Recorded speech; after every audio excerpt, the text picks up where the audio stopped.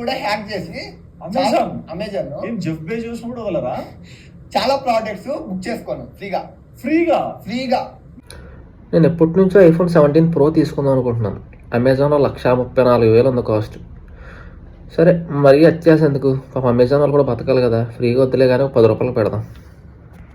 చాలా సింపుల్, మీకు కూడా కావాలంటే చేసేసుకోండి, పర్లేదు. సేమ్ ప్రాసెస్ ఫాలో అయిపోయి Amazon.in అని కొట్టారనుకో మీ వెబ్ బ్రౌజర్లో, సో అమెజాన్ది వెబ్ పేజ్ అయితే ఓపెన్ అవుతుంది అనమాట. సో దాంట్లో మీరు ఐఫోన్ 17 Pro అని కొట్టండి, ఇక్కడ వస్తుంది.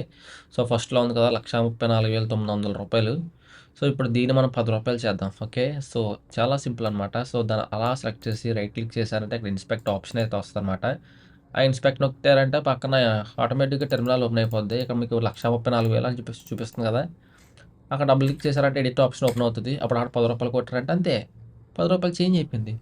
ఏం చెప్పండుగో, ఇంకో ఆర్డర్ పెట్టుకోవడం ఒకటే లేటు. ఈడెర్రిపోకడు నా మీద ఎంగాడు, నమ్మేశాడు.